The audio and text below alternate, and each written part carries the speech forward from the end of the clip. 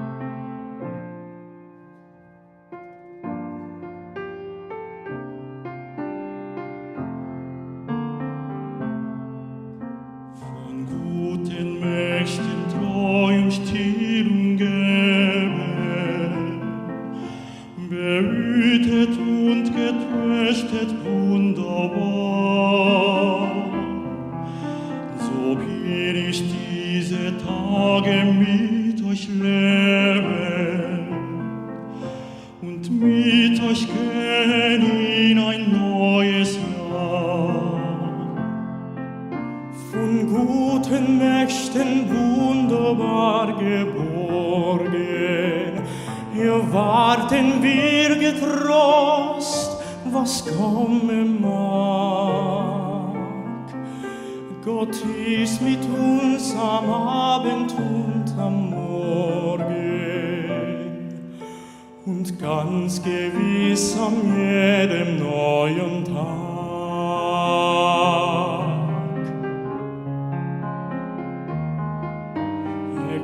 곳에 여전히 마음 괴롭고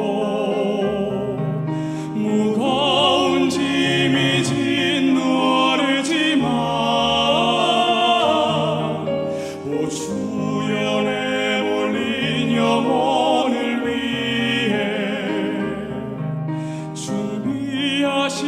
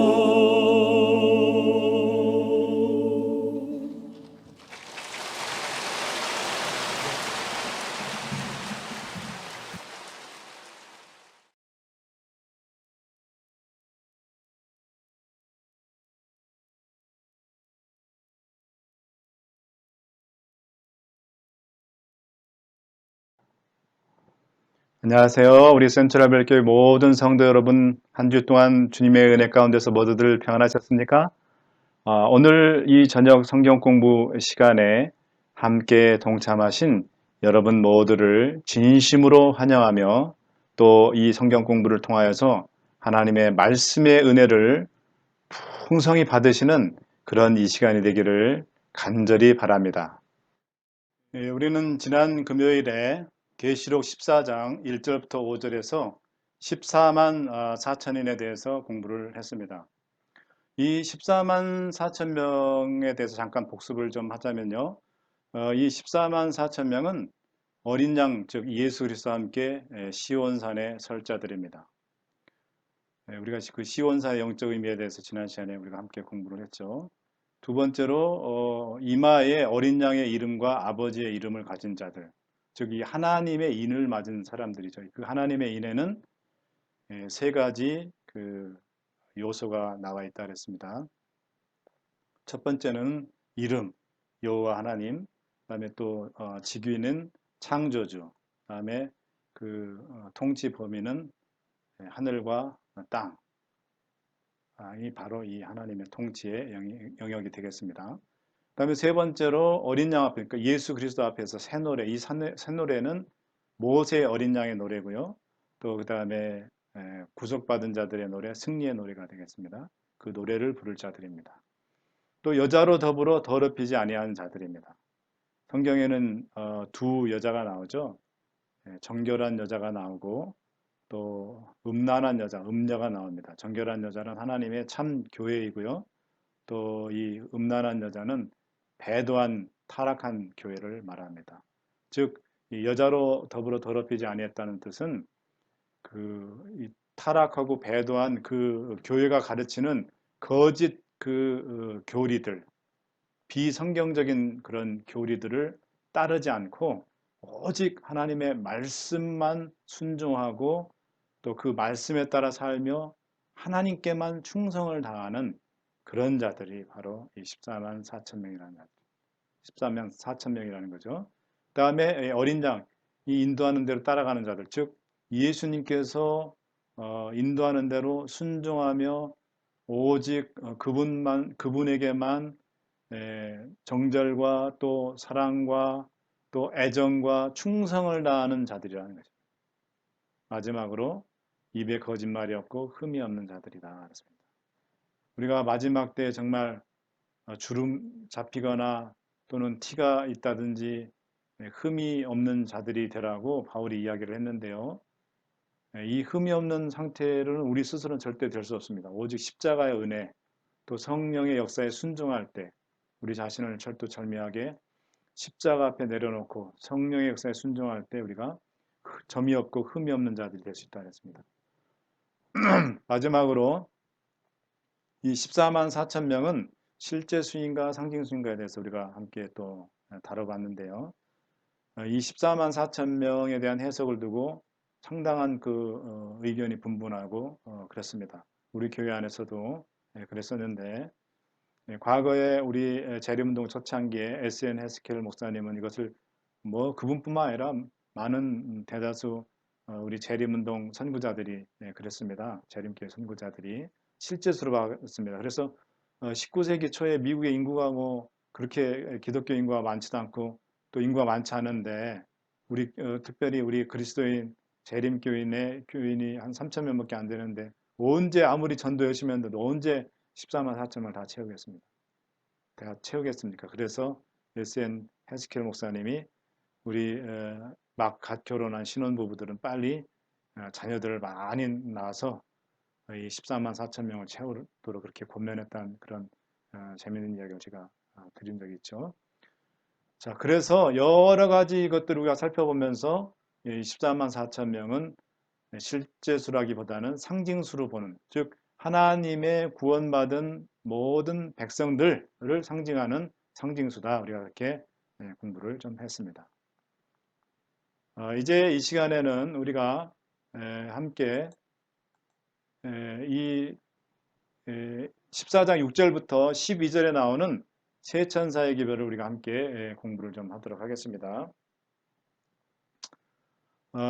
이 세 천사의 기별은 첫째 천사의 기별, 둘째 천사의 기별, 셋째 천사의 기별 이렇게 세 천사들의 기별로 이루어졌는데요. 오늘 이 시간에는 첫째 천사의 기별을 우리가 함께 공부를 하겠습니다. 계시록 14장 6절, 7절 말씀입니다.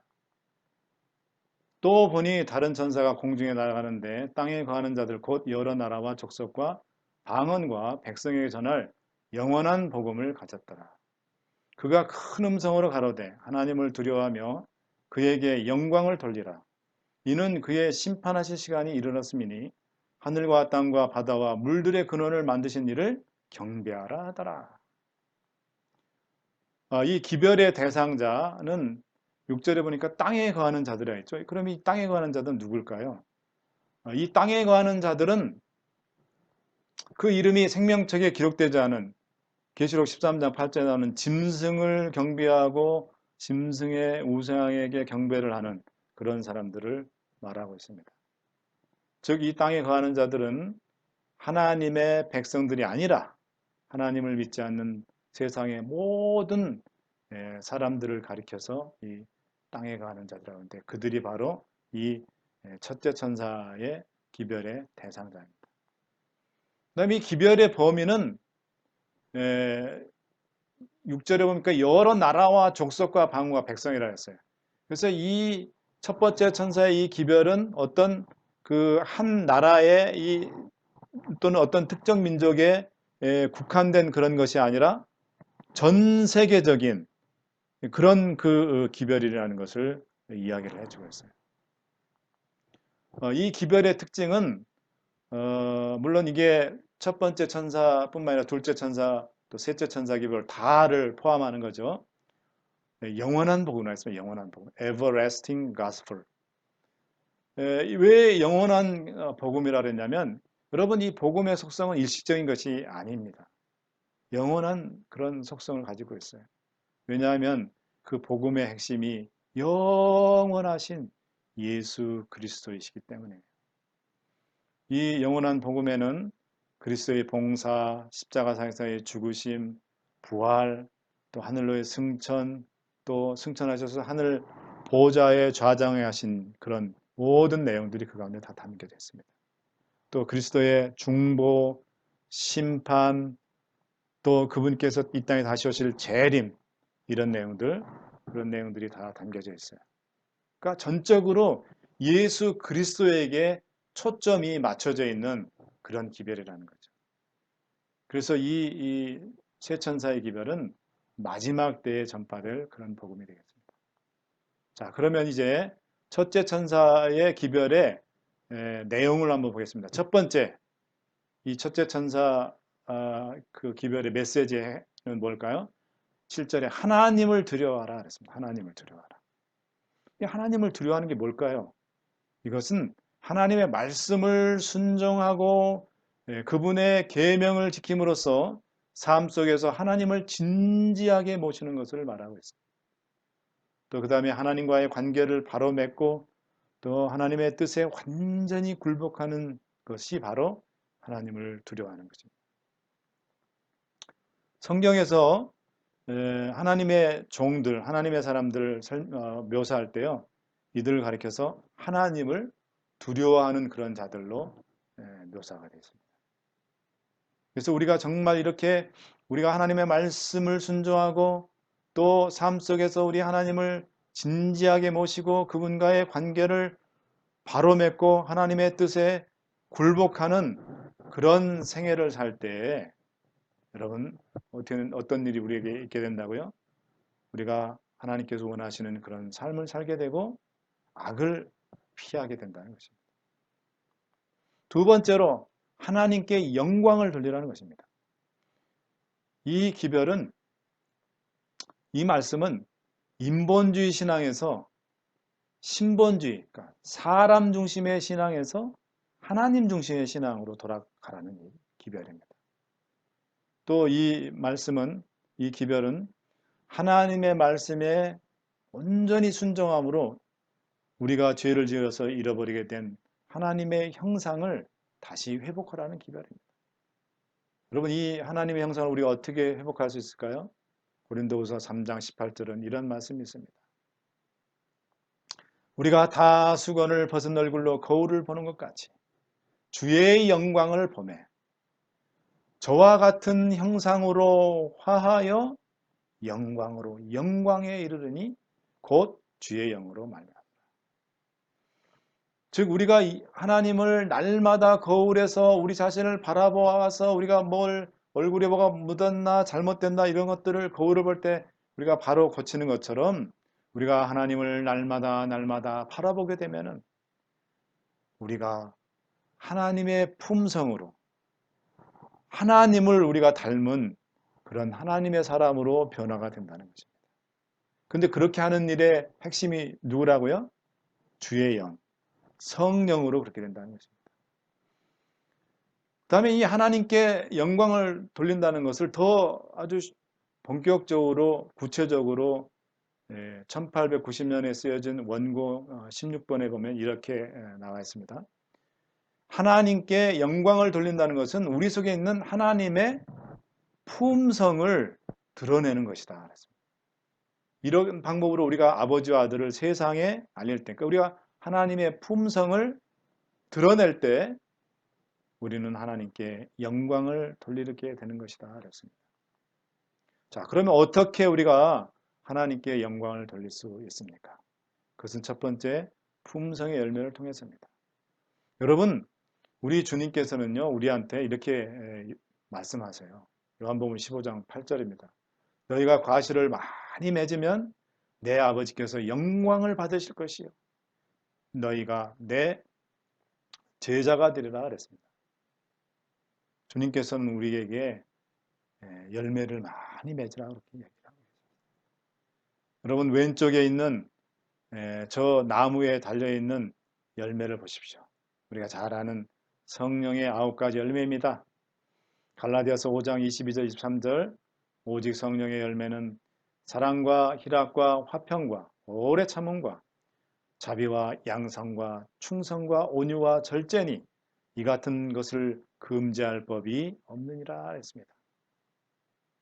자, 사랑, 희락, 화평, 오래 참음, 자비, 양선, 충성, 온유, 절제 이 9가지의 열매를 우리가 풍성하게 우리 삶 가운데 맺음으로 인해서 우리가 하나님께 영광을 돌릴 수 있다 그랬습니다.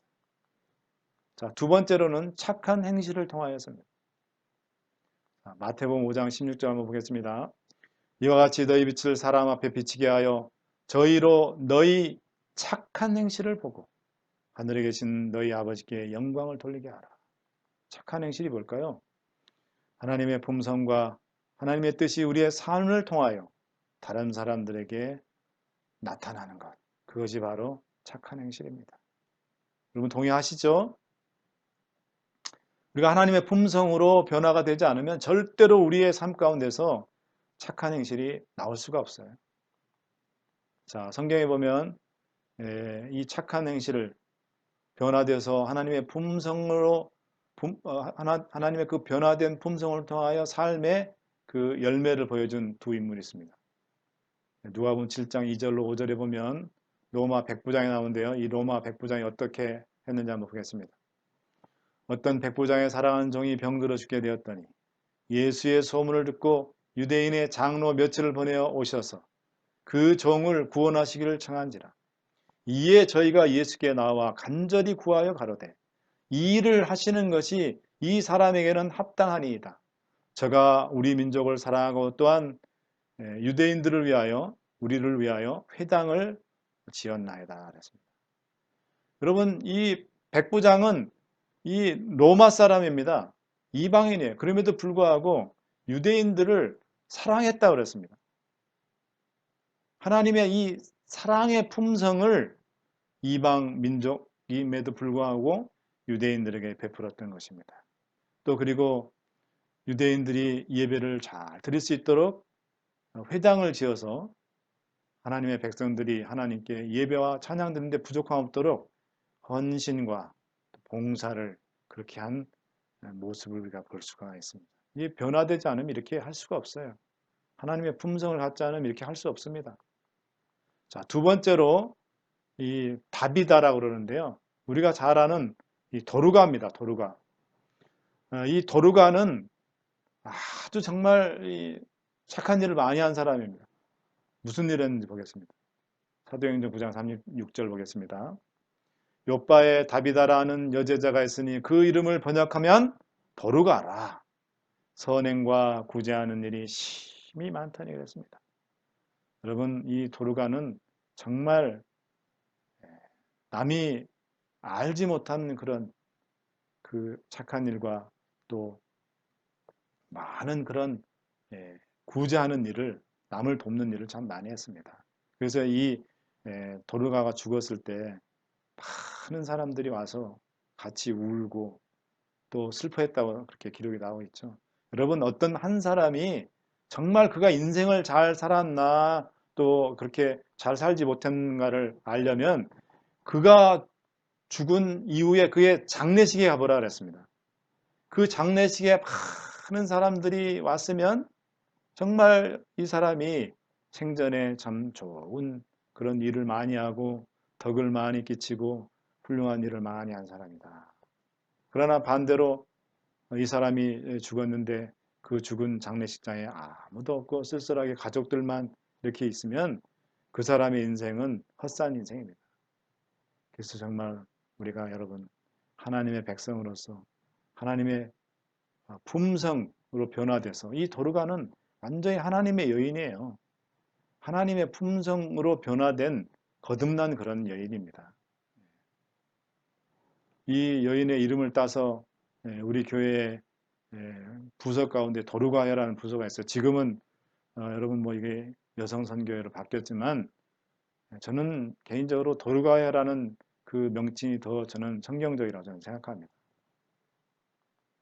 계시록 19장 8절에 보면 또 이런 말씀이 있습니다. 그에게 허락하사 빛나고 깨끗한 세마포를 입게 하셨은즉 이 세마포는 성도들의 옳은 행실이로다 그랬습니다. 하나님의 성도들이 입을 세마포, 그 세마포가 뭐라고요? 하나님의 백성들의 그 올바른 삶의 열매들이라는 것입니다. 자, 이제 세 번째로 우리가 어떻게 하나님께 영광을 돌려드릴 수 있을까요? 고린도전서 6장 19절로 20절 말씀 함께 보겠습니다. 너희 몸은 너희가 하나님께로부터 받은 바 너희 가운데 계신 성령의 전인 줄 알지 못하느냐. 너희는 너희의 것이 아니라 값으로 산 것이 되었으니 그런즉 너희 몸으로 하나님께 영광을 돌리라 그랬습니다. 다른 말로 얘기하면은 우리의 몸이 하나님이 거하시는 성전이기 때문에 부정한 것들 막 집어넣고 아무거나 집어넣는다고 아무거나 막 먹고 또 우리의 생활을 막 부절제하게 시간도 막 부절제하게 하고 이렇게 해서 우리의 몸을 망가뜨리는 것이 결코 그것이 하나님께 영광을 돌리는 일이 아니라는 것입니다. 다른 말로 이야기하면 우리가 우리 몸을 건강하고 정말 튼튼하게 그렇게 삶으로 인해서 유지함으로 인해서 하나님께 영광을 돌릴 수 있다는 것입니다. 하나님께서는 여러분 우리가 행복하고 건강하게 살기를 원하세요. 그래서 요한 3서 2절에 보면 뭐라 했습니까? 사랑하는 자여, 사랑하는 내 백성들아, 내 영혼이 잘됨 같이 내가 범사에 잘되고 강건하기를 내가 간구하노라 그랬습니다. 강건이라는 것은 건강이라고. 하나님께서 우리가 건강하시기를 원하세요. 건강하게 살기를 원하십니다. 여러분, 이 말은 다른 얘기로 하나님께서는 우리 몸을 정말 건강하게 살 수 있도록 여러분 우리에게 건강 기별을 주셨어요. 여러분 이 땅에 많은 교회들이 있지만은 교회에서 이렇게 건강을 강조하고 요즘 우리가 웰빙에 대해서 관심이 많잖아요.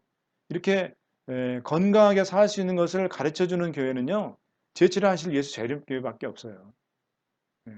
여러분들이 우리 교회에 특별히 하나님께서 주신 8가지 천연치료제, 뉴스타트죠, 뉴스타트. 그래서 여러분들이 정말 하나님께서 우리에게 주신 이 건강 기별, 또 건강 개혁, 이것대로 우리가 살아야 되는데, 우리 재림교인들이 이 건강 기별도 요즘 지키지 않고 이것대로 살지 않습니다. 우리가 이렇게 건강 기별대로 따라 순종하면 정말 우리가 건강하게 살 수 있는데, 여러분 우리 몸은 하나님께서 정말 기계처럼 정밀하게 만들어 놓으셨어요. 자, 음식물에 관한 권면 5페이지 보면 이런 말씀이 있습니다. 살아있는 기계, 즉 살아있는 우리 몸을 돌보지 못하는 것은, 건강하게 우리 몸을 유지하지 못하는 것은 창조주께 대한 모욕이다. 우리의 몸을 설계하시고 우리의 몸을 만드신 창조주를 모욕하는 것이다. 자, 이제 세 번째로 이 첫째 천사의 기별의 세 번째 메시지는 하나님께서 심판하실 시간이 이르렀다라는 것입니다. 7절이죠. 자, 무슨 시간이 이르렀다고요? 심판하실 시간. 그리고 이 첫째 천사의 기별은 심판의 기별입니다. 자, 특별히 이 첫째 천사의 기별의 이 심판이 조사 심판인데요. 자, 1844년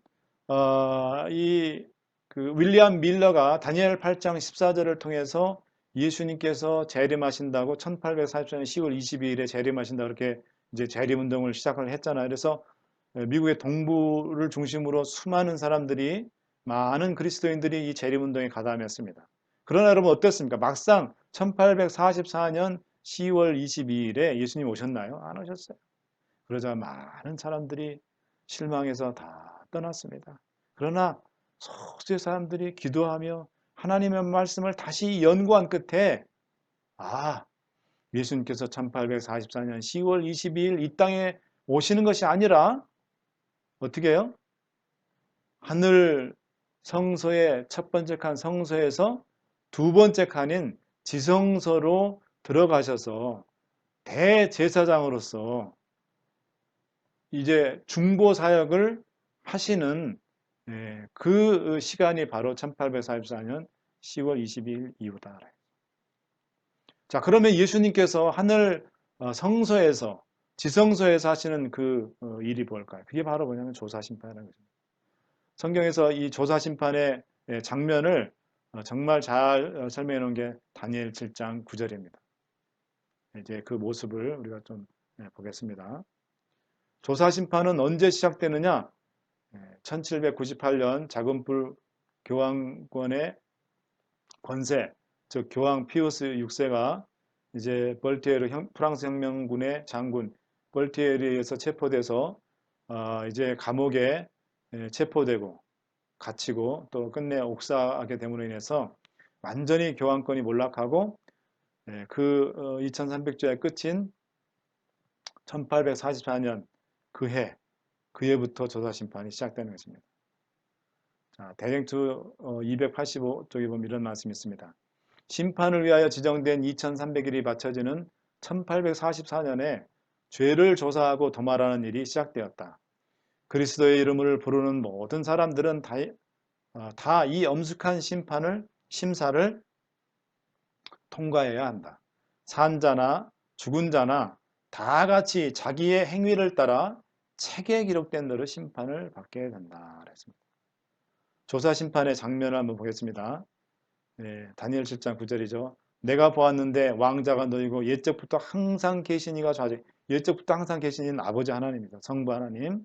그 옷은 희가 눈 같고 머리털은 깨끗한 양이 들어갔고 그 보좌는 불꽃이요 그 밖에는 불붙는 불이요.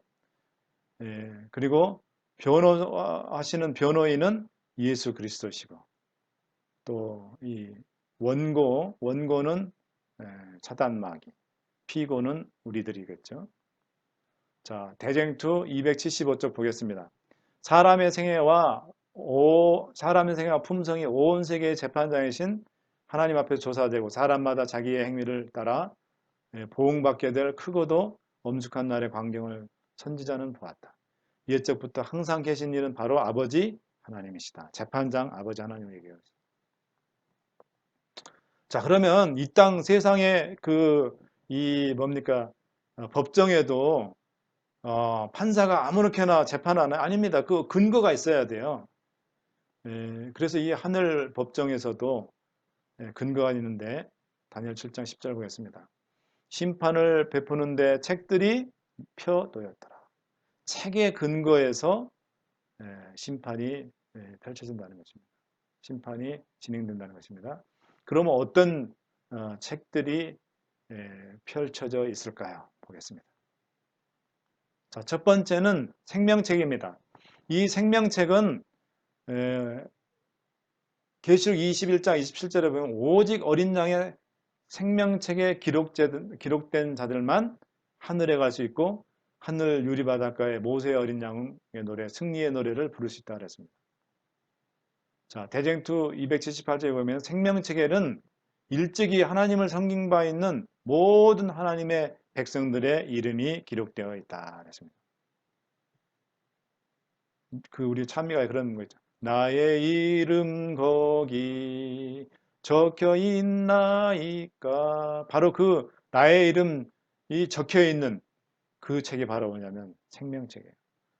바라본데 여러분과 저의 이름이 꼭 저 생명책에 지워지지 않고 있어서 우리가 다 하늘 유리바닷가에서 기쁨의 노래, 승리의 노래, 감격의 노래, 구속의 노래, 모세 어린 양의 노래를 다 같이 부르게 되길 바랍니다. 두 번째로는 기념책입니다. 이 기념책은 말라기 3장 16절인데요. 여호와를 경외하는 자와 그 이름을 존중히 생각하는 자를 위하여 여호와 앞에 있는 기념책에 기록하셨느니라 그랬습니다. 자, 느헤미야 13장 14절에 보면 이 기념책에 기록될 내용입니다. 나의 행한 선한 일을 도말하지 마옵소서. 공동번역 성경은 도말하지 마옵소서를 지워버리지 마십시오.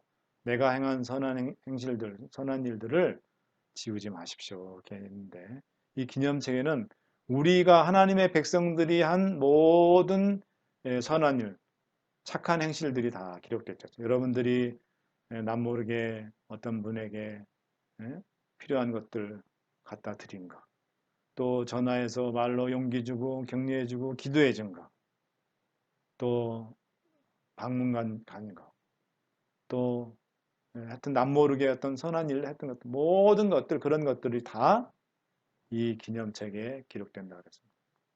그 다음에 세 번째 책은 이 죄의 책입니다. 고린도전서 4장 5절에 보면 주 오시기까지 아무것도 판단치 마라. 그가 어두움에 감춘 것들을 다 드러내고 마음의 뜻을 나타내 주시리니. 전도서 12장 14절을 보면 하나님은 모든 행위와 모든 은밀한 일을 선악간에 심판하시나. 여러분, 우리가 사람을 속일 수는 있을지 모르지만 하나님을 결코 속일 수는 없습니다. 하나님 앞에 숨길 수 있는 건 아무것도 없어요. 우리가 생각하는 것, 우리가 속으로 또 어떤 것들 계획하는 것, 또 말하는 것, 모든 것들을 하나님께서는 다 아시고 다 기록되어 주신다 그랬어요. 그것이 바로 심판의 근거가 되죠. 그러나 여러분, 저는 이 죄의 책 내용에 대해서 들었을 때 굉장히 무서웠어요, 사실은. 너무너무 두렵고 떨렸습니다. 그렇지만 여러분, 우리가 지금 우리 주님께서 하늘 성소에서, 지성소에서 우리를 중보하고 계시잖아요. 그 주님을 우리가 붙들고 그 주님께 우리의 모든 죄들을 내어놓고 하나님 앞에 간절히 회개할 때 하나님께서 우리의 모든 죄들을 도말해 주신다 그랬습니다. 그래서 지금 우리가 회개할 때, 회개하면 하나님께서는 다시는 기억지 않으신다 그랬습니다. 그렇기 때문에 지금 이 시간이 주님께서 우리를 위해서 중보하고 계시는, 이 지성소에 중보하고 계시는 이 시간이 은혜의 때인 것입니다. 자, 대댕투 482쪽에 이런 말씀이 있습니다. 하늘의 책들에는 각 사람의 이름 아래 온갖 악한 말, 모든 이기적인 행위, 온갖 의무태만, 모든 은밀한 죄, 모든 기만 등이 무섭게도 정확히 기록되었다. 어떻게 해요? 아주 정확하게 기록되어 있다는 거예요. 하늘의 경고와 견책을 등한히 한 것, 시간을 낭비한 것, 이게 참 저한테 해당될 수도 있는 것 같아요. 시간을 낭비한 것. 기회를 놓친 것, 이것도 그런 것 같아요. 선악간의 감화와 그 결과가 멀리까지 미친 일이 모두 기록하는 천사에 의하여 정확하게 기록된다. 특별히 이 조사심판은 여러분, 세상 사람, 악인들을 위한 심판이 아닙니다. 다니엘 7장 22절에 뭐라고 했습니까? 성도를 위하여 신원하셨다 그랬어요. 하나님의 백성을 위한 심판이 바로 이 조사심판입니다. 대쟁투 279쪽도 이렇게 말씀하고 계시죠. 마지막 대속죄와 조사심판의 날에는 하나님의 백성이라고 공언한 사람들의 사건만을 다루게 된다. 자, 이제 마지막으로 이 첫째 천사 기별의 마지막 그 기별은 뭐냐면 7절에 나와 있습니다. 창조주께 경배하라. 하늘과 땅과 바다와 물들의 근원을 만드신 이를 어떻게 하라? 경배하라 하더라 그랬습니다. 여러분, 이 기별은 다른 말로 이야기하면 사람이 만든 짐승의 표 일요일이 아니라 일요일이 아니라 창조주이신 하나님을 예배하는 안식일을 회복하라는 기별입니다. 왜요? 이 안식일은 하나님께서 6일 동안 창조하신 그 모든 것들을 기념하는 날이 바로 이 날이기 때문입니다. 출애굽기 20장 8절도 똑같은 내용이 반복되고 있어요. 밑줄 친 데 보십시오. 이는 엿새 동안에 나 여호와가 하늘과 땅과 바다와 그 가운데 모든 것을 만들고, 이 말씀이 계시록 14장 7절하고 똑같잖아요. 제7일에 쉬었습니다. 그러므로 나 여호와가 안식일을 복되게 하여 그날을 거룩하게 하였느니라 그랬습니다. 창세기 2장 1절, 2절은 또 이런 말씀이었습니다. 천지와 만물이 다 일어나. 엿새 동안 하나님께서 모든 것들을 다 만드시고 일곱째에 되어가지고 2절 보겠습니다. 하나님의 지으시던 일이 일곱째 날이 이를 때에 마치니 그 마치던 일이 다음으로 일곱째 날에 안식하시니라 그랬습니다. 사랑하는 여러분, 이 안식일을 회복하라는 기별이 첫째 천사의 기별인데요. 바로 이 안식일을 회복한 교회가 바로 제7일 안식일 예수 재림교회. 이 첫째 천사의 기별, 심판하실 시간이라 예수 그리스도의 재림이 가까웠다, 임박했다고 외치는 그 심판할 시간이 이르렀다고 얘기하는 그 재림의 기별과 또 많은 사람들이 짐승의 우상을 경배하고 짐승을 경배하는 그 일요일을 섬길 때에 분연히 제7일 안식일 예수 재림교회, 교회 이름에 조차도 제7일 안식일이라 했잖아요. 안식일을 회복한 안식일 기별을 다시 높이 든 그런 교회가 바로 우리 제7일 안식일 예수 재림교회입니다. 여러분, 우리가 이 안식일을 지키게 되면요, 어떤 일에 빠지지 않느냐면요, 대쟁투 438쪽 보겠습니다. 만일 인류가 오늘날까지 안식일을 지켜왔을 것 같으면 그들의 생각과 애정이 창조주께 집중되어 주님께서는 존경과 예배의 대상이 되셨을 것이며, 또 보세요. 우상숭배와 무신론자와 회의론자가 결코 생겨나지 않았을 것이다. 대쟁투 438조입니다. 여러분, 우리가 안식일을 잘 지키게 되면 이 안식일의 창조주 하나님을 예배하기 때문에 절대로 진화론이라든지, 여러분 이 기독교인 가운데서도 진화론을 믿고 진화론을 따르는 그런 사람들이 얼마나 많은지 아십니까? 그들이 왜 그런 줄 아세요? 안식일을 모르기 때문에 그런 거예요. 창조주를 예배하고 창조주의 영광을 돌리는 안식일을 그들이 모르기 때문에 그들이 그렇게 뭐냐면은 진화론을 따르고 또 진화를 추정하는 하나님을 믿는다 하면서 그렇게 되는 것입니다. 오늘 우리가 첫째 천사의 기별을 쭉 공부를 했습니다. 여러분, 이 첫째 천사의 기별을 통하여서 정말 우리가 이 시대에 우리가 기별을 맡은 재림 성도로서 정말 우리가 예수 그리스도의 재림이 얼마 남지 않았다는 그 재림의 기별을 우리가 다시 한번 우리 주변의 많은 사람들에게 소리 높여 외칠 수 있는 그런 하나님의 특별한 사명을 맡은 그런 백성들이 되시고요. 또 이어서 여러분들이 정말 이 안식일을 정말 우리는 다른 어떤 교회보다 우리 재림 성도들은 안식일을 소중히 여기고 안식일을 정말 신실하게 잘 지켜야 되겠습니다. 이 안식일을 잘 구별해서 우리가 먼저 창조 주신 하나님을 경배하고 또 일주일 동안 6일 동안 힘써 일했던 모든 것들을 편히 쉬라고 하셨으니까 푹 쉬어서 정말 이 안식일은 우리의 이 건강과도 깊은 관계가 있습니다. 그렇기 때문에 우리가 재림 성도로서 이 심판의 기별인 예수 그리스도의 재림과 또 이 안식일의 기별을 정말 소리 높여 외칠 수 있는 여러분과 제가 되기를 간절히 바라면서 오늘 이 금요 성경 공부를 모두 마치기로 하겠습니다.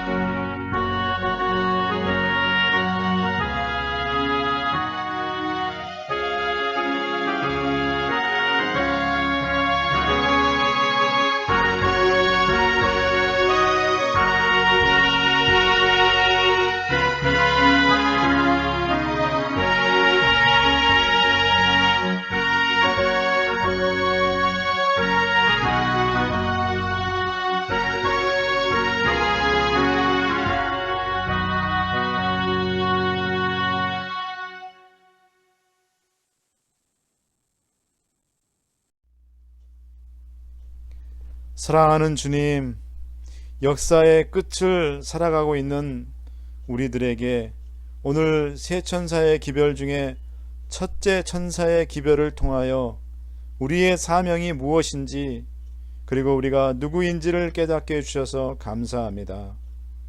우리 자신이 먼저 세 천사의 기별로 준비되어서 재림 기별과 안실 기별을 힘있게 증거하는 하나님의 남은 백성이 되게 하여 주시옵소서.